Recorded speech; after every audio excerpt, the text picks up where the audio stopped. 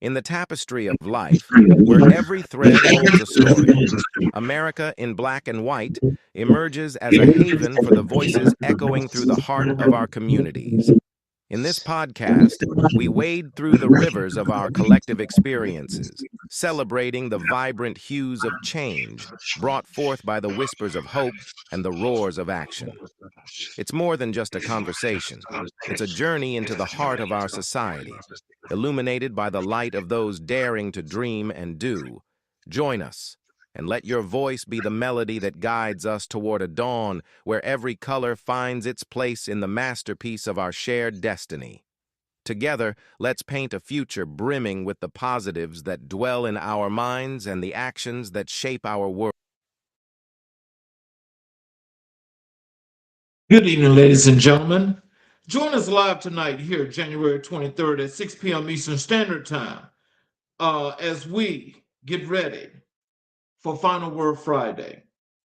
Welcome to another powerful edition of Final Word Friday. This space was created for truth-telling, accountability, and the kind of conversations that sharpen us as leaders, neighbors, and community builders. Every week we gather not just to talk, but to think deeply, challenge assumptions, and elevate the dialogue through the issues shaping our lives. Tonight we're joined by three men whose journey reflect service, resilience, and purpose in three very different arenas. We have Mr. Broderick Rory, a bold advocate and health clinician here for the community clinics and public health there in North Carolina. And he advocates for the LGBTQ community, standing on the front lines of equity, visibility, and human dignity. We have Mr. James Abdullah, an entrepreneur carrying the weight and the pride of a family legacy while drawing on the discipline and grit of being a former college athlete.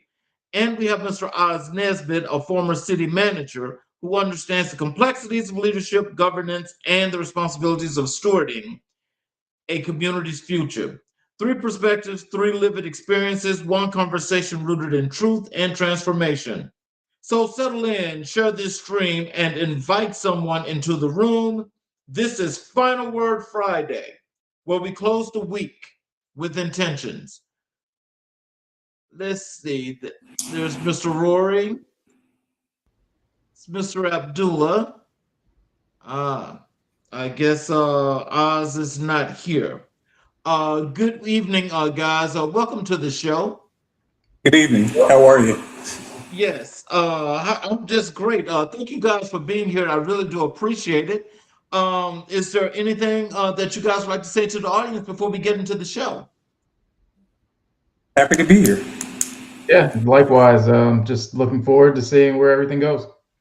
Yes, sir. Well, this is Final Word Friday, and what we do on Final Word Friday is we like to talk about the hot topics of the week, and we also like to get not just your feedback on those topics, but your comments as to how this goes and where you see the effects of our communities in many, many ways are being affected, what some of the things we can do, and how we can work together to make things happen. And I would like to kick things off by asking you guys about your opinion here about the healthcare subsidies that's sitting in the Senate that have not yet been approved. But people in the waning moments here that can afford healthcare are about to pay these really, really high prices here. That is whether it's going to the doctor to get services and paying these co-pays or whatever have you. And the prices are like rising and rising and rising like crazy. What are you guys' opinion about that? And how do you think we should be able to handle this? Because the government shutdown is on the rise again, because that's set for them doing this in February. What are you guys' opinion on that? Robert? I'll say this. Congress knew that these subsidies were ending months ago. And the Republicans in particular, who have been in office, they've always talked about making changes to the Affordable Care Act, but they've never come up with a feasible plan to make any changes. I believe, it's me personally, that they want to see it die. They don't care about folks, unserved communities, and those that need the subsidies and need the healthcare coverage. I work in public health. I work with communities that are impacted by this. Where I currently work, we pay the healthcare premiums for many of our patients. Right now, once we're paying the subsidies for, it's $9,000. If it doubles, we're going to end up paying $18,000 a month. And we're going to have a conversation next week to see if we can afford to pay the $18,000 a month. That's a lot of money to come out of pocket to pay to ensure that people remain covered. But at the end of the day, folks voted for this. They voted for this because they thought it was going to impact Black and brown folks. It's that honest conversation. They thought it was going to impact Black and brown folks, and now they're being impacted, and now they want to double down and wind it back because they're being impacted. Yeah, I'll piggyback off that a little bit. I mean, for me, I'll be honest, and this is something, this topic we could talk probably the whole hour for, or even more. To me, I look at everything as a business structure, and you're only as good as your low-level employee. And the way that this country is being run, as a cultural standpoint, it's failing, and we have inadequate leadership that trickles down all the way down, and it shows that you don't care about the janitor, you don't care about the low-level employee in your business in order to keep your engine running. And it's clear that they don't care. They're all about their own personal agendas, especially in the political realm that we live in now. These politicians, whether they're Democrat, Republican, Independent, I don't care. I have no faith in our democracy at all. To be honest, I always talk to my wife about this, and I wish I could just pack up and leave this country. And it's not that it's a patriotic statement. It's just, it's a failed system. And, especially being a brown person, a minority in this country, why support an engine that doesn't want to see you succeed and doesn't give you the support that you deserve? So for me, this is, it's not surprising that, these subsidies are going to disappear. And what are they going to do? Probably nothing. The people are still going to suffer. And it's a shame. And like I said, we could go on and on and on about it, but that's just my 2 cents. I'm very disgusted at where we are as an economy, as a society, things that we put value on. I mean, we can go and give these athletes and entertainers multi-millions and $500 million contracts and all this, but we can't take care of our people that are starving, need healthcare, need proper education, any of that. So, and that's coming from a former athlete. And, I'm friends with some of the greatest athletes that have ever lived, and not to name drop, but it's hard to see where we are as a society. What I think is so crazy about that is, both of you all made more than valid points, because when you just think about it, we know that, hey, if this is what the people voted for, this is what they wanted, then this is what they're getting. But not everybody wanted this. On the, when we talk about the political side of this, you're absolutely right, James, when you talk about, Republicans, Democrats, and independents alike, where they're sitting here and they know that this is about to happen. They know that the government has been roughshod and ran over, and they knew what the ramifications and the effects could be for those individuals, that for all the millions of people that had got on the Affordable Health Care Act and had health care, it was adequate. And to take that away after having that many people on health care, that's more than a failed system. That's more than a failed system. I mean, the thing is, what I think most of us probably should think about, especially from the political perspective, is why are we really voting for most of these people that have been there in these seats for 20 and 30 years, and you haven't seen any results yet. But yet and still, you may have some people that want to that want to represent the change that the people need to see, or the people that get torpedoed and they never get an opportunity. So how can we actually say that the system that we're supporting, or the system that's in place, if it's there, should we be able to do something to change that? I personally believe that the whole entire system needs to be imploded and just start over. I I believe that for some years now because this country was never founded to serve anybody but white men in particular. That's a real honest conversation that we need to have. It is set up to serve white men and white men only. I believe they need, just like they do with the president, they need to set term limits for those that are in Congress and Senate. That's why we have a lot of the problems that we have. That's my personal belief. Because you have people that go along with the old regime. Mm-hmm. Those folks sitting in seats, they may come in Congress earning $50,000 a year. They leave Congress and the Senate millionaires. A lot of them do. Because of the deals that they, those backdoor deals that they make to vote a certain way. If we want to have real conversations. And I don't care what the political party is. They're showing us that they don't care about the average American who's put them in these seats. Right. And folks need to understand how important the midterms are. The midterms are super important, but not just the midterms. Folks need to understand also is your local elections as well. Your local elections are super important also. Mm-hmm. We need to stop being so apathetic and vote for people that are in your best interest. I don't care whether they're Democrat or Republican, people that are actually going to get the job done and serve your best interest. Mm-hmm.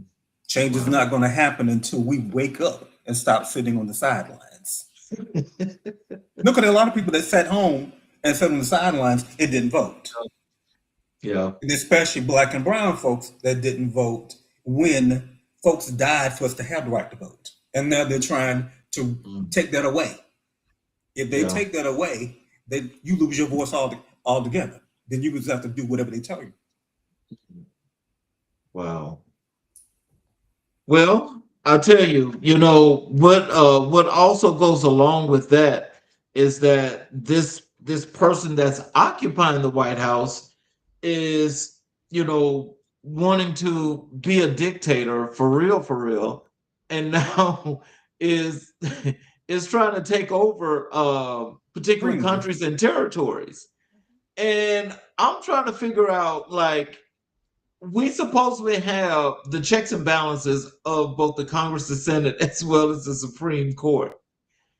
Why are they letting him just run and just take over these countries or do things to these small countries that can't fight back against America?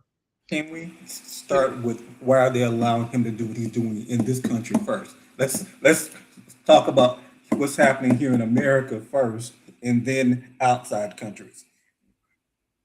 I'll say this, and some people won't agree with this. Again, this country was founded by white men. White men, their game's the same. If you really study their plays are the same. All they know is to conquer, steal, and pillage. That's their playbook. They're not emotionally intelligent at all, no whatsoever. And we have to start fighting them with emotional intelligence.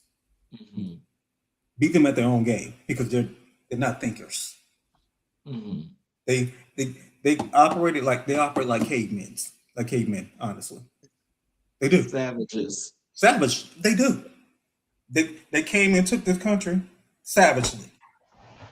And I'll double down on that to where, to Broderick's point, why is he allowed to do this in this country? But why is it that we allowed him to be elected? What prerequisite qualification did this man have to be the president of the United States? He has no political experience. To me, that should be the number one requirement for a political candidate for whether it's your alderman, the congressman, you need to have a starting place, and you need to go through the growing pains. You're not just going to let a person come in, to a 500 Forbes 500 corporation and just become the CEO overnight. You're going to make them go through a vetting process. You're going to make sure that they have the proper qualifications, education, everything else, right? We just allowed this man to come in, run this country into the ground. Not even just him, but prior presidents as well. It's just, that's why, even to Broderick's point about imploding the system has been broken.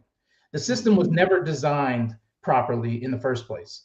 It was designed off of power, dictatorship. Even, you want to say this is a great democracy and all this stuff, and I get it, that we do have, in the United States, we do have a lot of freedoms that people take for granted that you cannot do in other countries. We can talk openly, like we're doing right now, about politicians, about the course of our country. And if we did this somewhere else, we'd probably get our heads cut off. But that's the things that we sometimes take for granted. But there are flaws in this system where we allow people to come in, represent our country and our people that don't have the qualification to do it. And then even the voting process, a lot of people are confused when they even go to the polls. So that's where you get a lot of people that don't show up, don't vote, because they don't even know what they're voting for.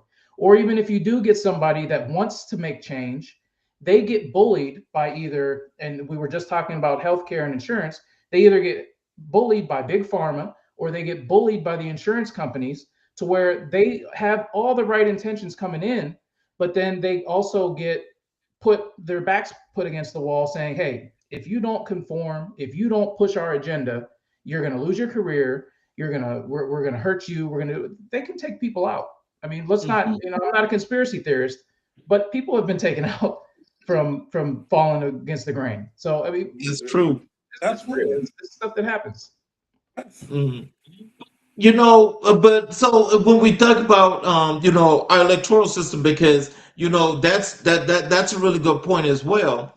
And when we think about it, this man had from all these different different crimes that he was convicted of, he had a total of 96 felonies, the majority of them here in Georgia. And what did we have?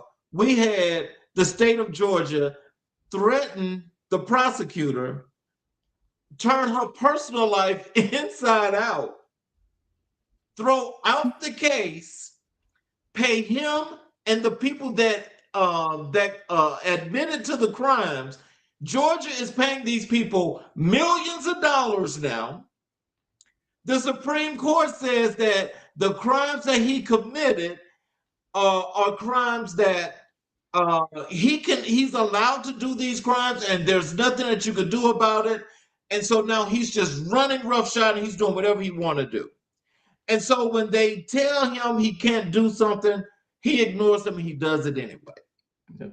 So in the process of doing that, and when you mention about, folk that want to vote, they don't know, a lot of people pretty much don't keep up with, not just what it is that they're voting for, but a lot of people really don't realize and recognize what their real interests are, what's going to benefit them.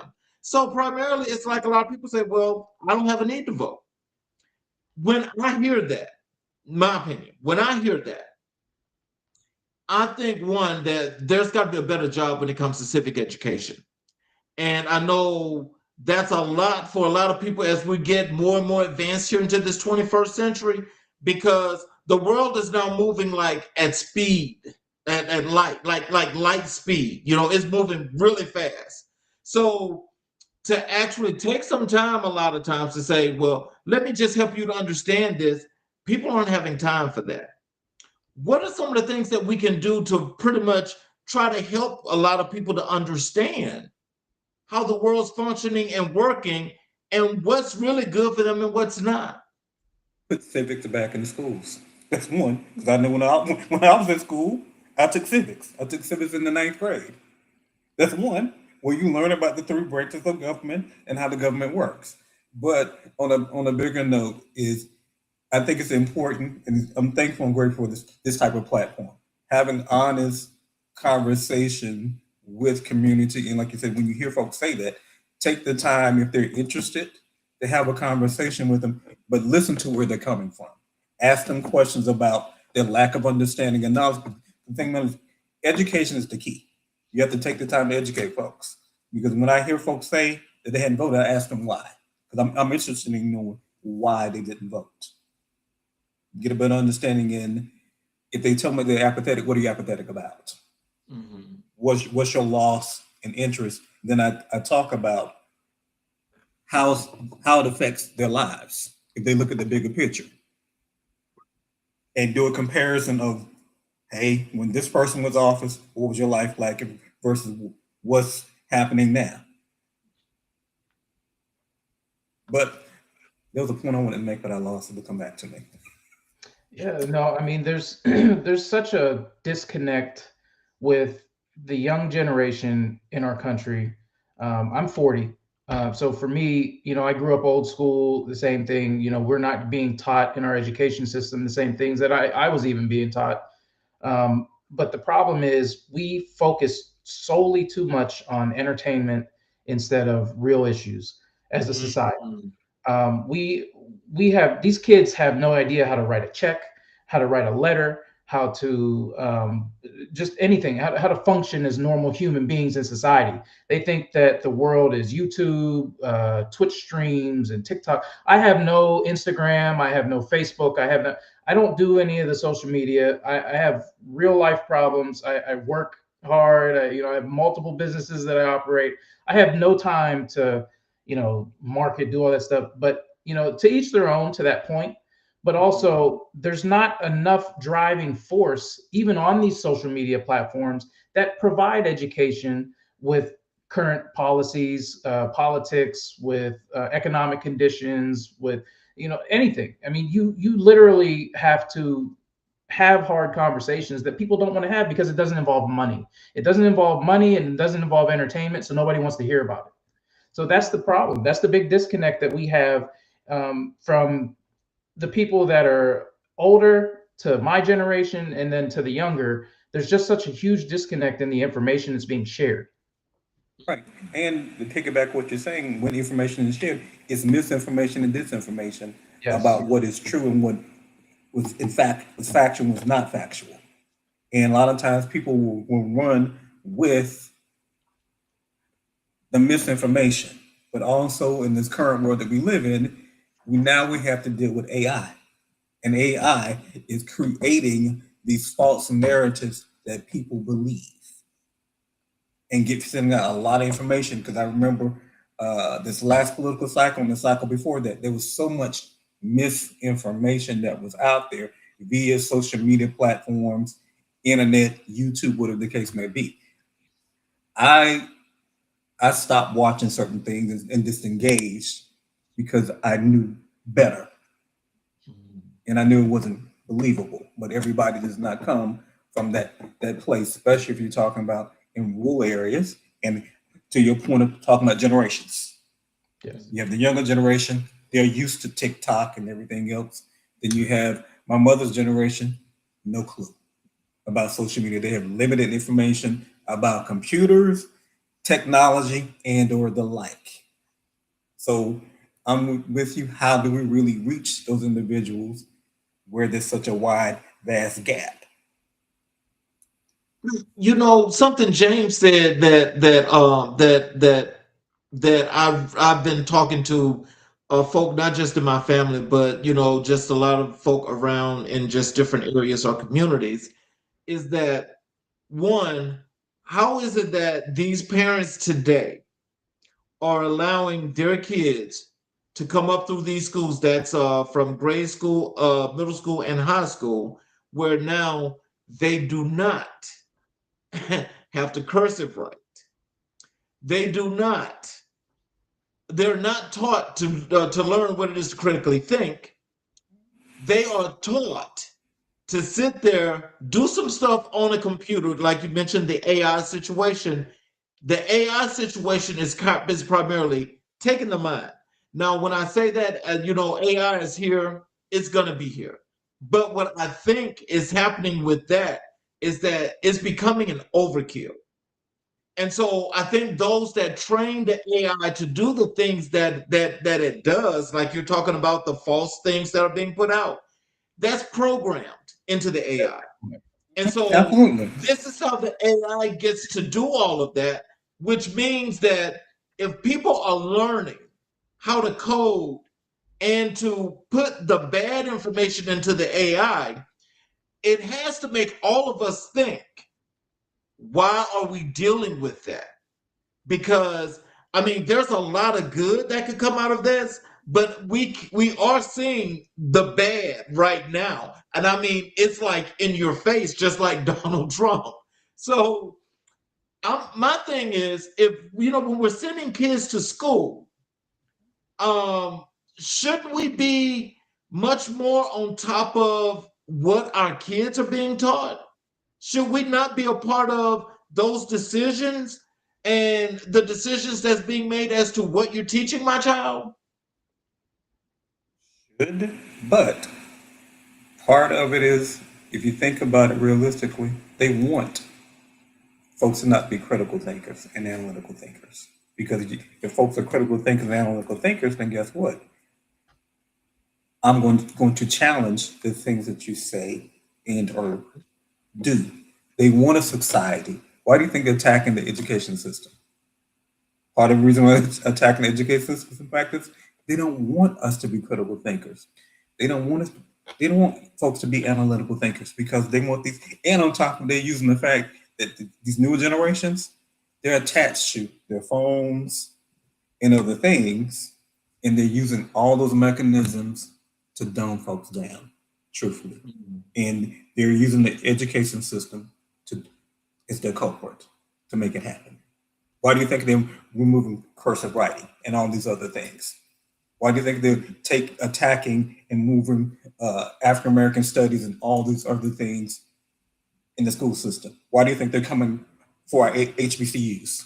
Because again, an educated black, let's talk about race, an educated black person is dangerous. Dangerous because you just can't tell us anything because we think critically and analytically. They don't want kids to do that. It's up to parents. It's up to parents. Education starts at home. It does. And it's important for parents to be aware of what their children are learning. The greatest teachers are your parents. I'll just say for me, my greatest teachers were my parents. It started at home first. Because I was told from a young age that I was going to get an education. I was told that from 3 on up. So when it came time for me to graduate, it wasn't a question of if I was going to college, it's where you're going. Exactly. And Exactly. here's the caveat to that. With burnout, we have to be extraordinary to be their average, right? So we have to hold multiple hats. We have to teach our kids. We have to have conversations with our young children, with our young adults about equality, about with the police brutality, with everything, right? Now you get white America where I know this was a few years ago, but with the whole issue at UCLA and USC where it's pay to play, right? So Yep. these kids have no athletic experience, no education, don't have the grades, but they're getting in because their parents have the money to get them a fake scholarship to go into school. They get the education. It's not what you know, it's who you know. They're being Right. taught. They're being taught the wrong way to do it. Now, us on the lower end because we might not have the means, we might not have the access to the individuals that they have. We have to work 5 times, 10 times as hard just to get a hint of an opportunity. And that's just one small focused group. If it was spread across the country that all these people would have some opportunities, it's a dangerous event for the people in power.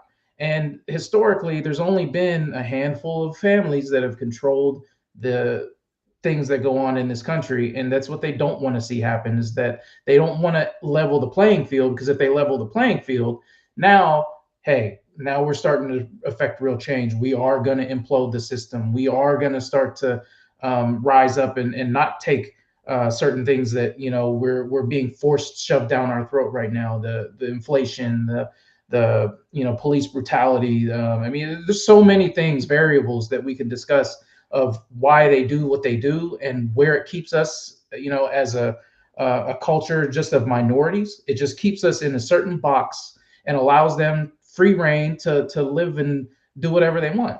And then they only allow certain select celebrities, entertainers, athletes, politicians, professional, people into their little groups, and then they keep that thing going because nobody wants to pay it forward. Everybody has to hide their thing. That's why when Colin Kaepernick did what he did, it was premature for what he did, but what he did was on the right path. He just did it very prematurely and didn't think it through. But I commend him 100% for doing what he did. He sacrificed his career. He did everything for the greater good. He just did it prematurely, and he did it without thinking it through and the right people behind him. And I wish other people would do that. Other athletes, other entertainers, like a LeBron James, like a Beyonce, like a Jay-Z, like some of these people would do it, would sacrifice their platforms to do that, because that's where the change is going to happen. Because these kids, they don't look up to politicians. They don't look up to, they look up to entertainers, athletes, people that they see that have the money and the flash and the cars. That's the people that this younger generation look up to. And that's the problem. Let me tell you, we got some comments here in the chat, and if you guys want to respond to these, that'd be great. The three that are in here are from Coach Carrie Willis. The first one's on the screen. She says the youth are on social media. If you want to reach them, meet them where they are. Any comments for that? That's true, because in the work that I do, working in public health, some of the work that I do and I've done in the past for years, I've used social media to engage with individuals. I agree that that's a huge way of reaching youth, but it has to be purposeful and intentional. I agree also. It's just not for me. It's not for me. I would rather, I'm constructing a sports complex in Pennsylvania, and it's an 80,000 square foot complex, and we're going to teach financial literacy, emotional intelligence, and life after sports. And we're going to have a nonprofit sector where we're going to bus inner city kids that can't afford to get in. And I want to see those kids in person. I don't want to be a persona on social media or some perception of what reality is. Social media is nothing but perception.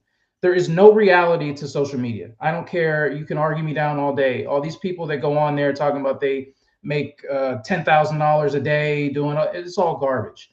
I want to see real people and give them real results, teach them faith-based leadership, create real community leaders, and set them up for life after they're on or off the court, on or off the field. And even if they don't play sports, we want to develop good, wholesome human beings that go into society and are successful and can pay it forward down the road to the next generation and so on. Her next comment here is this to you, James. Her dad is almost 80 and he's on social media. Lord have mercy. Yeah, no, that's great. I love it for people that, if they need an outlet for entertainment, that's great. But as far as taking it seriously, I could never take social media seriously. It's not something to me. There's one thing when Facebook started, it was a way for people to connect in different colleges and network and stuff like that. And LinkedIn is great for, business, for people to share and open opportunities as far as business. But TikTok and Snapchat and Instagram is just prostitution. TikTok and Snapchat, it's just prostitution. I mean, every time you go down, I think my wife shows me, it's just a woman shaking or twerking or doing something like this. And then, men on there just, how much for a Cash App and all this. It's just like, it's disgusting. It is demoralizing to our country and for what we stand for. And we should be ashamed that we promote such sexual prostitution and disturbing images that our children are seeing. I mean, it's disgusting. If you have a 10-year-old I have a 7-year-old girl. I don't let my child on social media. There's no way I'm going to allow my daughter to be subject to such prostitution online. There's no way. No way. Now, when she's 18 years old, and if she wants to have a Facebook page or whatever it is at that time, I may Maybe that's her choice. But again, she's an adult. I'm not going to be able to control it. But I'm instilling that hard effort of parenting in her now to set her up for life after she's out of my roof, and that so she can be a successful human being and a productive part of the community. And her last comment here is anything you don't understand can be used against you. It might help, regardless of your political beliefs, to learn modern AI. Do you think people can use AI and be critical thinkers? I think that people can use AI and be critical thinkers. Just the thing is that what's the intention? Right. Because if your intentions are to for the benefit of society, then I can understand that. But if you're setting up and you're coding algorithms that are doing a whole lot of falsity, then I don't see that. I don't like that. And I would not, I don't think I could ever understand that. Because if we're that dark that we can go and we can actually program AI to do all of these things that we know is causing harm, that's a problem. And what that problem says, what that says to me is that these people not only don't have good intentions, their intentions are to just cause harm. I'll just put it like that. It's to cause harm. Because anytime you can buck a lie, and by bucking the lie, you are the problem. Is that bizarro world or what? Because I never understood that when you can speak truth and correct a lie, that's wrong. So I mean, all of that is generating out of AI. I don't think everything about AI is bad, but it could definitely be used a whole lot better and a lot different because a lot of people are in such fear of artificial intelligence that I mean, they just don't want to have anything to do with it. Not one thing. I believe two things can be true at one time, but AI has already done some harm. I just saw on the news and read the same article about the situation that happened. I think last year sometime there was a teenager Yep. who developed a relationship with AI and became an unhealthy relationship, and he ended up committing suicide because AI told him to take his life. I can't remember the AI program, and there was another incident similar to that as well, where unhealthy relationship. But part of that also goes with parenting. You should know what your children are accessing on their computers and on their phones. I mean, AI is a double-edged sword. It's extremely helpful if used correctly. But Right. to Charles's point, um, we don't know. I mean, it's not born, right? So it has to be created. It has to be coded. It has to what's to stop somebody if they have a racial agenda, if they want to wipe out a demographic of people, whether and Broderick, I know you're an advocate for the LGBTQ. What if there's an agenda implanted internally into that AI that just automatically discriminates against that community? What if Right. there's, what if it's something that, look what the modern era we're living in with ICE and what they're doing. What if there's an agenda that's to just target um, immigrants or people that look like immigrants or something? There's so much that we don't know that goes into the coding. That's what makes it dangerous. Right. Now, if there's Absolutely. no regulatory steps that are taken to make sure that this stuff goes through stringent criteria before it's released, then who's authorizing that? Who's authorizing that release? So we still have to have some type of faith that the people that are overseeing the creation and the implementation of AI, that we trust them. And that's the hardest thing. It's, you couldn't have told me 20 or 30 years ago that you'd be comfortable taking a ride with a stranger in an Uber or doing an Airbnb, but that's the time we live in. So now it's like we have to have that faith that these programs are being coded by responsible individuals that have the public concern in mind. But to your point, James, I believe there should be measures in place for this and some governance, because anything that have governance becomes dangerous at some point in time. Yeah, but also that when it comes down to the situation with the AI is that we know that it can fit across many facets and do many things. Now, the thing that I'm always questioning and what resonates more in my mind is that when you have these top tech companies like Google and Microsoft and the folk out there in Silicon Valley that did the chat GPT, the thing that I'm concerned about is that what James was talking about when he said that what if it's coded and like it's meant to take out a demographic.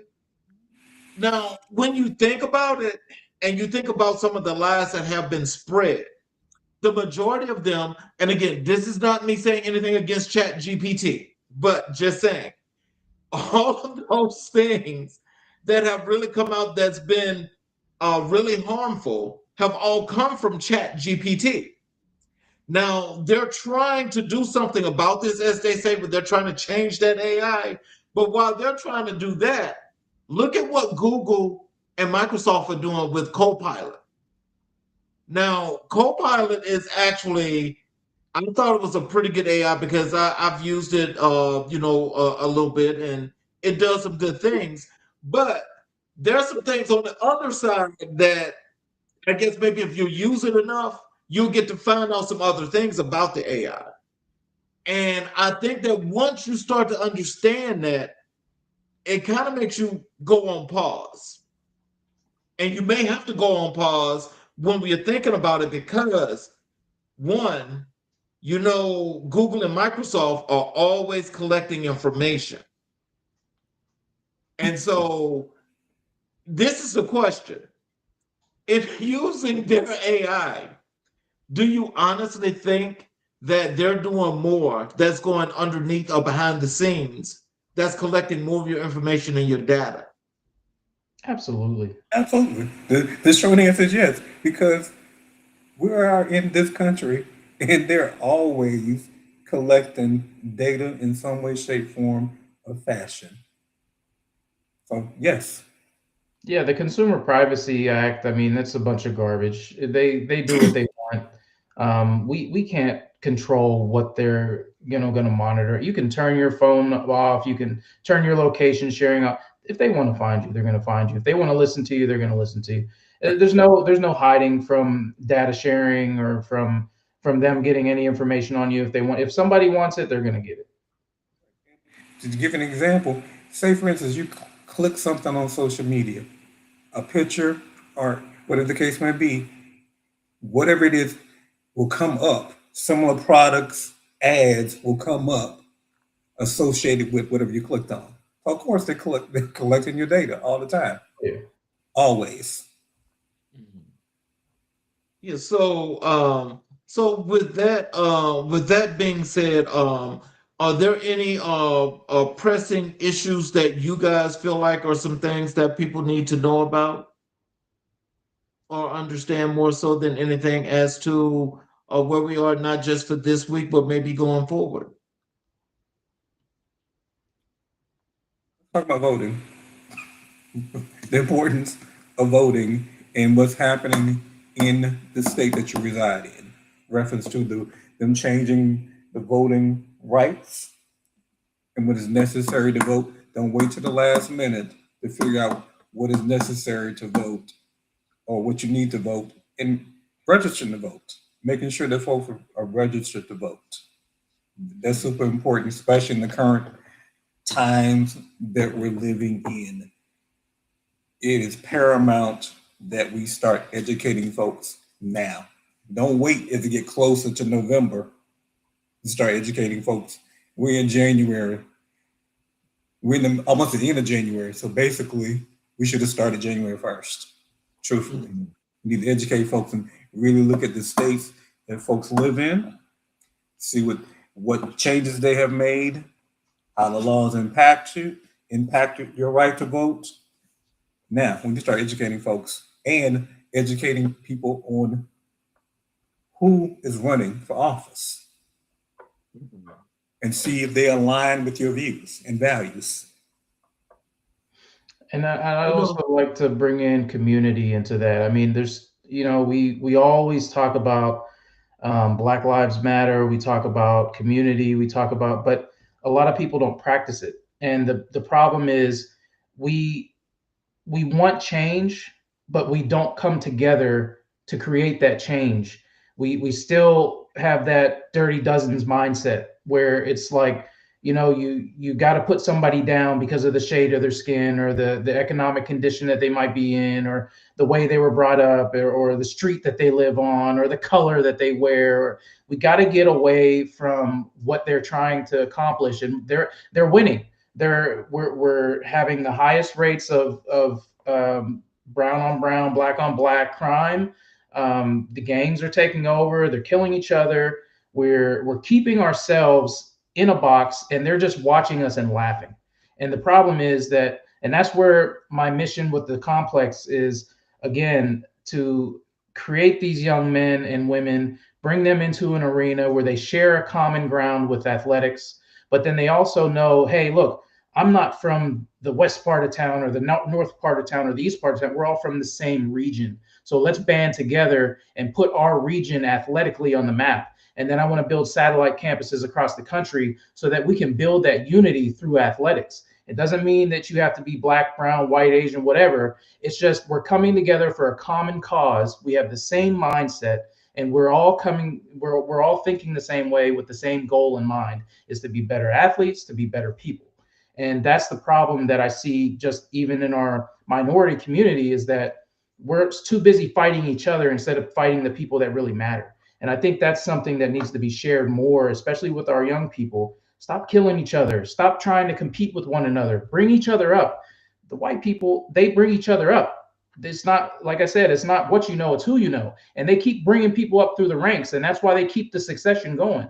These families keep being successful because they keep grooming their families all the way up, and they keep the money and they keep the power within that centralized pocket. We can be so much more powerful than we believe. We just have to start working towards it. Agree with you 500%. And that is where, when you mention community, it's like it's a whole lot when you look at the situation. I want to tell you this is firsthand, and that is, wanting to build community.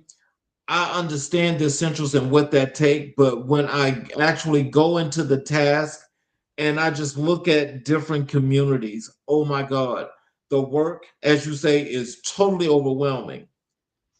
But the problem is the main thing that you mentioned. Where are the other people that can help me do this? You can't be the only one. Yeah, you can't be the only one, and you have to start with coalition building. See, that's just the thing, is that, not everybody. So I just want to make sure I clear that. Not everybody, but we're talking about some monumental task. And so these tasks are not just like 10 people. It's going to encompass an enormous amount of people because that mission is huge. So, it may take some time with the little bit of support to chip away. And I guess for some, you can look at it as, hey, a little is something, but, we don't have that much time, is the way I look at it. And if we don't have that much time to take hold of our communities and coalesce them together and build them and have them bonded, I mean, that's got to be something that's got to be done like in a 2-3 year window with the way things are right now. Because in just mentioning how these folk are continually bringing up these folk in these families, that's keeping this generational wealth, that is to keep your feet on the necks of those that you consider to be beneath you.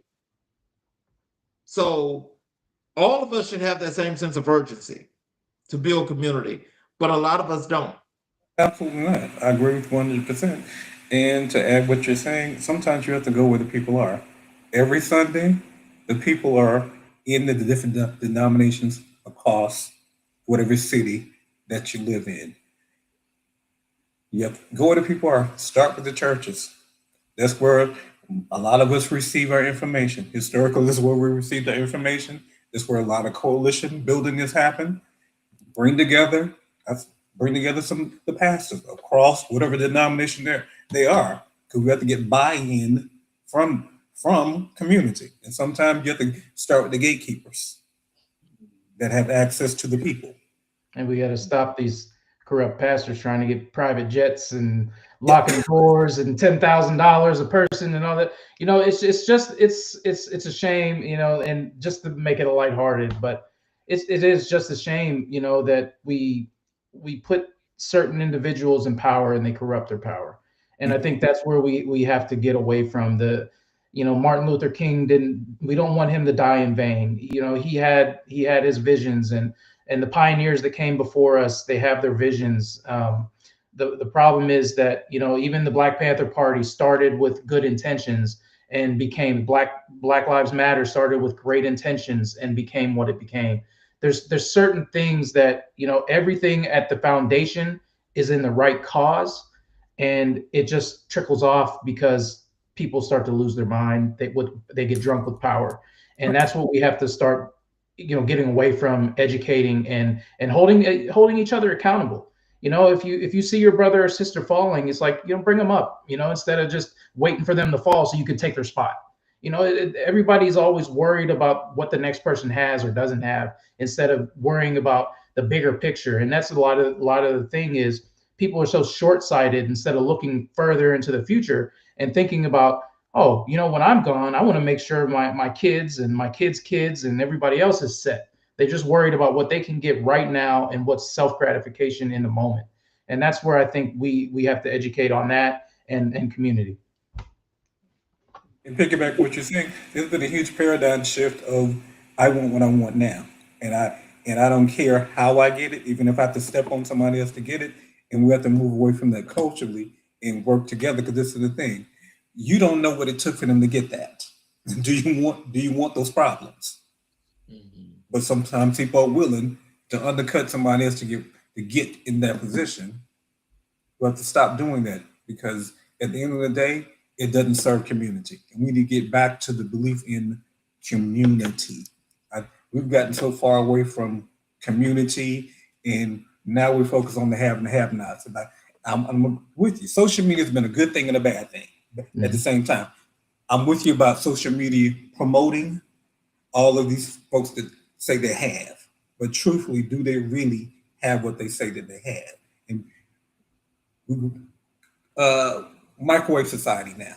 We're in a microwave society where people don't want to work and build to get things. They want it instantaneously.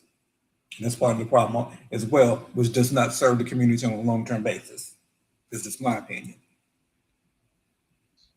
What do you guys think about this attack on the freedom of the press? Did you guys hear about the situation with Don Lemon, where President Trump and Nicki Minaj, had some of the worst things and hate speech to say about him, including Nicki Minaj with all of the gay slurs? What do you guys think about that and the freedom of press? They want to silence people's voices that actually have a following, but actually have a deep-rooted connection to community. Don Lemon actually has a reputable reputation and is a sound journalist. He's been a sound journalist for many years. And now that he's no longer on CNN, he actually can say what he wants to say without having to edit it. And he actually can show things from a different perspective. Nicki Minaj is not even a citizen of this country. Please be quiet. And she's not a citizen of this country. You are married to somebody who has a record based upon sexual assault. Your brother is a pedophile. Yes. And you went on Erica Kirk's show. I don't want to say the name of it, but you went on there because it benefited you because you're about to lose your home. Nicki Minaj is a pimp, and you've attacked the very communities that is helping put you in your place and where you are, which says to me you don't care about those communities. You care about yourself. She's very self-serving, and right, and self-serving is a money grab for her. And attacking Don Lemon, like he said, you have no credibility. So why? I don't listen to people that don't have any credibility. And personally, I've never been a fan. So I don't listen to her music. Never have, never will. Yeah, I think by now, both you and Broderick and probably the audience can understand my disdain for entertainment at this point. Not disdain, we all love to be entertained, but there's certain, stay in your lane, right? And even to the point where, I get it. We're all human beings. At one point a few years ago, I had some thoughts about LeBron and him making some political comments and statements. It's like, look, it's not shut up and dribble, but it's also know your timing, know your place, pick your battle. Nicki Minaj is desperate right now. I have nothing really to comment on it other than she just needs to know her place. She has absolutely no prerequisite knowledge or educational background to make comments that are baseless when it comes to politics or freedom of speech or any of that. For somebody that can go on and talk, she's had freedom of speech her whole life with her music. Which she'd go to another country and it'd be censored. She wouldn't even be allowed to probably perform if she wasn't an American. So there's certain things that she has to realize and do some self-reflection. But I love Don Lemon. I thought, I was glad to see that after he did, to Broderick's point, leave CNN, he was allowed to kind of be, you could see the restraint that he had when he was on the network. And now that he's off the network, to be able to openly, visualize his views and communicate that with the public, he's dangerous.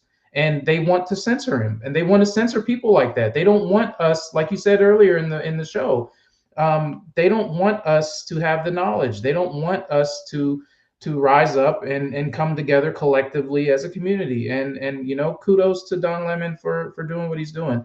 They're going to continue to try and censor everybody that has an opinion that's against the norm that they want to dictate. They want to dictate the narrative, and it's not just we're tired of it, and it's not going to happen. And it starts with podcasts like this. It starts, it might not happen next week, next year, but it starts here, and it has to start, and people have to start latching on for it to continue to grow. And Don Lemon and a lot of other people that are going to start to not be censored, especially with this show, it's going to start. And that's what we need to keep the momentum going and keep building on it. And to piggyback on what go ahead.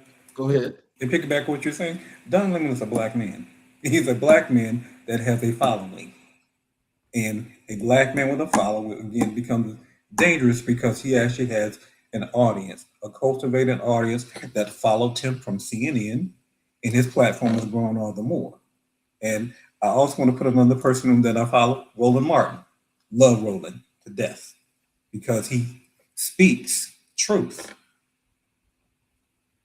Well, I think as both of you guys have mentioned, what makes situations like that so important is that people like myself and those other shows and these particular individuals, the thing is, we don't have to worry about censorship because we don't have a license with the FCC. Yeah. And Right. see, that in itself makes it so important where, again, coalescing means let's do the thing. Because now there's so many people that have platforms like this one, that are all over the country. Now they're going internationally, and people are putting out their truth, and they're having people talking about this truth. And see, that's where the changing of the guard comes in. Now, it could be much more impactful if we had an actual situation where if you've got 15, at least 15 shows that's together and got a real serious message, could get together and make some impact like you would never imagine. You see, this is again what we're talking about, the sense of community and the sense of building, where we change the system. This is where we have to think a whole lot broader. I think some are thinking about that, but most are not. Because I think, again, we've got to think about what's our real message. If we're really about doing this thing, about not just about making the system better, but also making our communities that much better, this is what we need to do. We need to coalesce and we need to get together, because we can change things when we do things in numbers. Individually, it's kind of hard. It may knock on some doors, but we really want to make that impact. We just need to put in a budget for the bodyguards. You got that right. You got that right, because unification is not a thing for America. I will tell you that. Absolutely. Yeah. Mm-mm. So then as we look to as you mentioned, voting, and we know that in February is when they're supposed to have this voting again about the debt ceiling and the continuing resolution. Something just to go back to that, because I missed this part and I want you guys to forgive me, but where I think the initial problem comes in on this, where probably the Affordable Health Care Act is probably going to be dead, because those 8 senators that crossed lines to say they were going to go along with these folk on the right, to say they wanted to open the government again under this false premise. They say that they trusted these people. I'm just telling you. See, I was going to do something about, I was actually going to really put these folk out on blast, because I actually wrote a blog post that I was going to post, but I chose not to. Because I got pictures in all of them where they actually went and made this statement that they trusted the people on the right to do the right thing. Were they drunk? When it came to the healthcare. Were they drunk? Now, here we go. We're now at death's door again. And again, as we started to show, when people can't afford to pay for healthcare, those 8 senators, 5 of them, they're not running for re-election. They don't care. That says it right there. They're not running for election. They don't care. And the 3 that's still sitting. I think people actually lose faith in those places where those people were, and around this country, that we're going to have healthcare. How can they actually have trust? You heard me when I came on. I said I have no faith in our democracy. I have no faith in our government system. I have no faith in our judicial system. Our police are not here to keep me safe and protect me.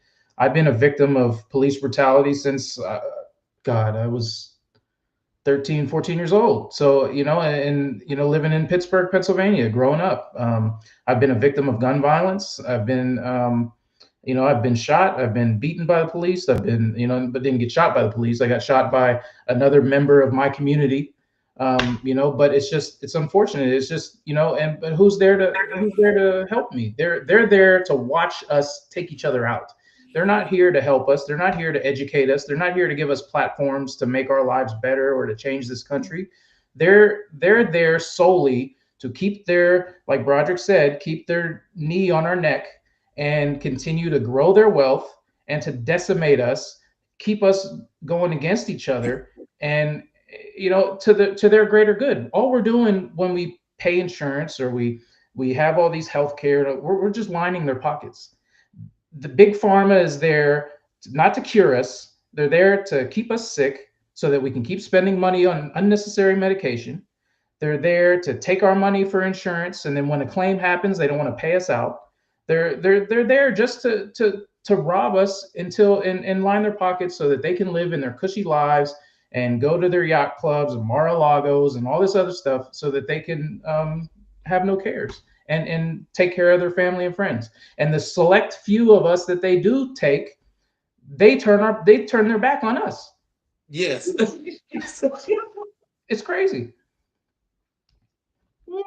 I've never, I could never imagine that, but you are so right about that. And I'm just, you know, I'm at wit's end with a lot of parts of this, because there are folk, especially from the entertainment perspective, that honestly feel like um, they're included. They're not. They're part of the But one. They're part of the 1% in this country. So how are you included? figure out why is it that they believe that they're included in that? Because if that, well, actually, I'll just tell you like this: what it signifies to me is that these people don't know money, and the people that are taking care of their money, they're stealing money from them.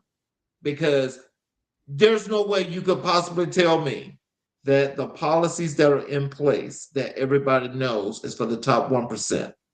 If you're not in the top 1%, you're affected. You're just Right. not affected as fast Right. as the folks that are really, really on the bottom. So when it comes to this entertainment situation, do you feel like we should be really careful or cautious as to those that we may like or are still liking, but not knowing where they stand? Because it's been shown right now that a lot of folk in this entertainment industry in particular, they're coming from all segments and they're all supporting what's happening right now. Me personally, I don't listen to entertainers because their lives aren't my life. I live a real life.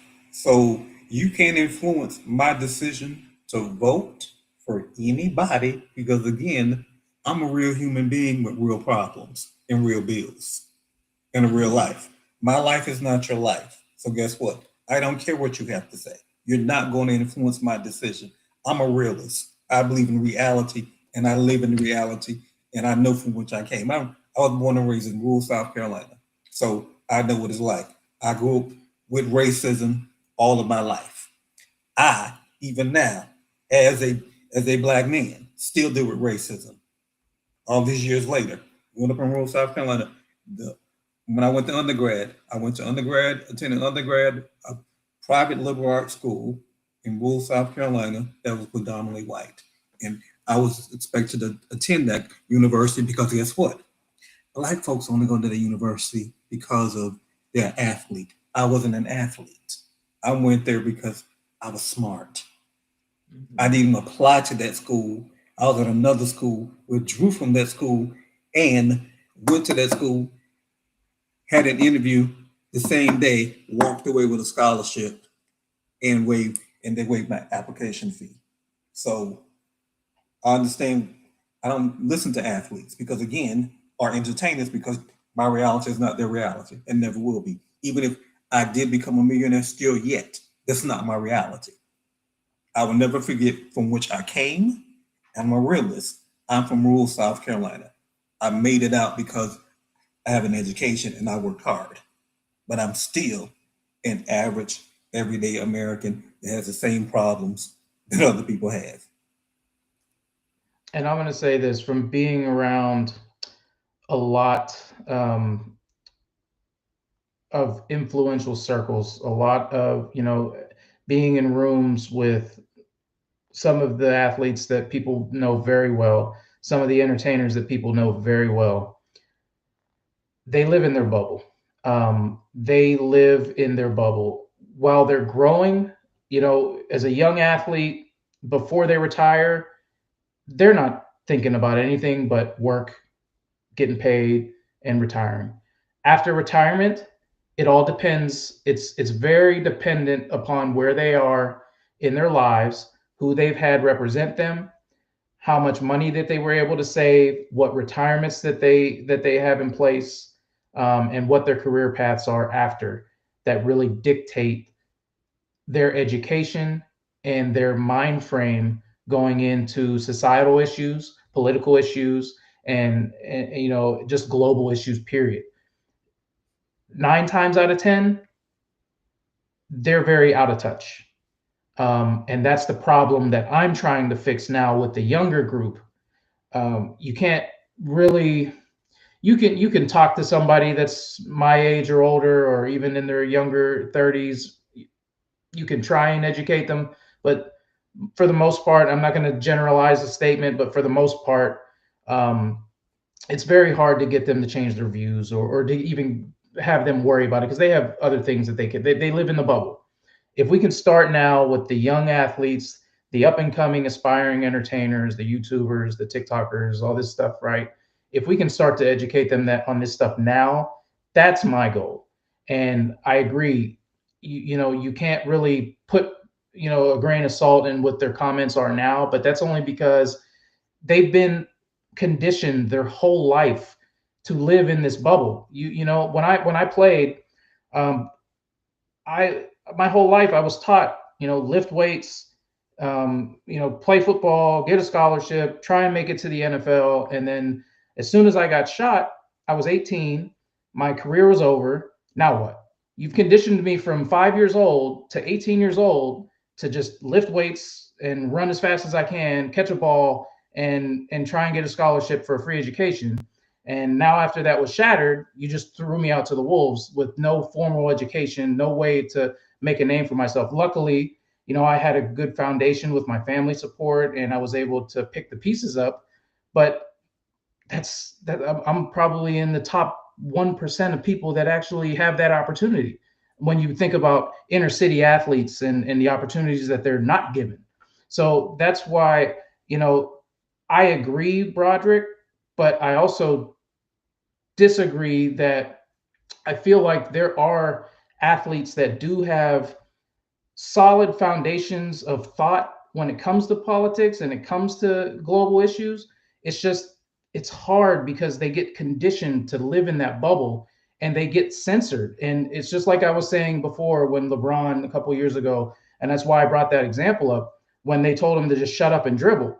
It's not that he needs to shut up and dribble, but it's just like Colin Kaepernick. It's know the time. You have to be emotionally intelligent to know the right time to come out and say what you're going to say or do what you're going to do. And you have to already have that infrastructure and that support behind you, because you do have that platform where you can influence the younger generation, even the older generation, but you have to have the bullets in the chamber before you pull the trigger. Yes, sir. And let me ask both of you this question, because they're the same thing, but they're two separate industries that you're in. When it comes to you, James, as a entrepreneur and businessman, how does these policies, especially that with the healthcare, how is that affecting the industry that you're in? And with you, Broderick, being in public health, how is that affecting the people that you deal with in your industry? Well, I mean, for me, I'm building 60 homes right now in Pennsylvania. So for that, it's like, what do you have choice? Do you pay your mortgage? Do you pay your health insurance? I'm seeing that people can't afford basic necessities right now with groceries. So now you're having to, do I pay a mortgage or do I rent? So now me building houses, I'm having to pivot to where traditionally, the interest rates are so high, inflation is so high, cost of living is so high, I have to build to rent now instead of build to sell. So I'm having to change up my whole business model, and people can't afford to own a home anymore. I mean, it's ridiculous. The average cost of a house in the United States in the next 10 years is going to be $1 million across the country. I mean, and that's astronomically unheard. I mean, I remember when I was 10 years old, 12 years old, $1 million, you're getting 6,000, 7,000 square feet. You're getting a pool. You're getting a butler.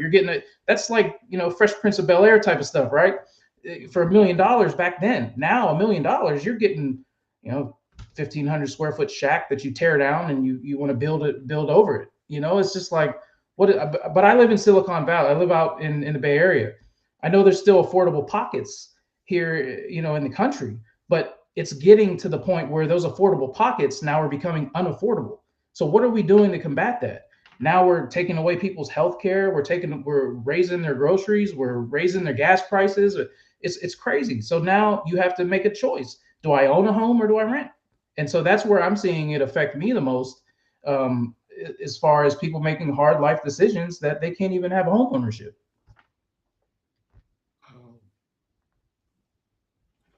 My industry, since I work in public health, but I work in healthcare overall, I see people losing in fear of losing their healthcare coverage or losing their healthcare coverage if they're paying it. There'll be a lot of people that will go without coverage. When I say without coverage, that means they're not going to be able to go to the doctor. They're not going to have prescription coverage at all. And just imagine if, say, for instance, you're in the middle of cancer treatment and you lose your healthcare coverage. What happens? You stand the risk of dying because cancer is very pricey to treat. But we have folks who are truly concerned about whether they're going to be able to get their HIV medication or not. Let me say this. As I see all of this, and I can see and I can read and I can just research an enormous amount of things to find out what these numbers may look like. Now, for me, the realistic part is to actually see the people that are being affected.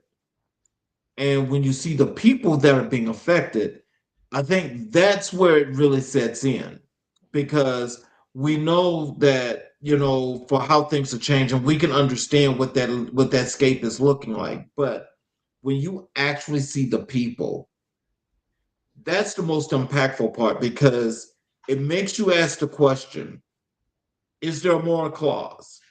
Do we really have morals and values? Or is it really a dog eat dog world? Because it's looking like the latter. And if we ever get to that point, especially if this continues what's happening now to the end of this year, there is no US, there's no America. It's gone. But I'm just wondering how many people actually are going to see that, because what you mentioned earlier about, you wanted to leave the country. So many have done that already. And they're feeling really good about it. Now, is there another side to that? Is there really, is that something that we should all think of, or should we all put up the fight to get back what belongs to us? We should all put up the fight. I have no faith that it's going to happen in my lifetime. So for me, I don't even think it'll happen in my daughter's lifetime. So for me, it's, I'm here for as long as God blesses me to be here until He calls me home. And I have to make the best to make do with what the cards that I'm dealt. And right now, it's so scary and so unpredictable of how this organization, this country, this whatever it is you want to call it, is being run. There's got to be something better. And when you look at how our let's just look at our school system and how it's set up. We condition our kids to go to school basically from 9 to 5 for 8 hours a day as a work shift. But if you go to Europe, you go to other countries, they have a break in between, they come home, they spend time with their families. It's community, it's family. It's not all hustle and bustle, and it's not centered around entertainment and money. It's centered around, yeah, go get your education, come home, and we live simple. We got away from that at some point. And I'd say probably around the 70s, 80s is when it started to kind of shift to that. Historically, I was born in the 80s, but from what I've read, it historically was kind of like that. It was a little bit more traditional, but we've gotten to the point where it's just such a capitalistic economy now that it's crippling our government system.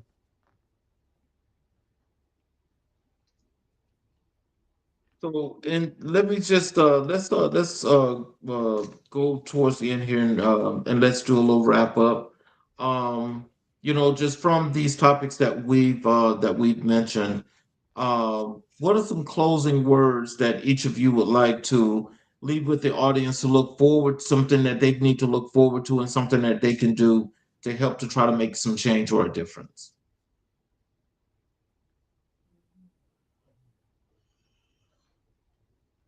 Realistically, I don't know if these last 13 months, 12 months have been absolutely insane.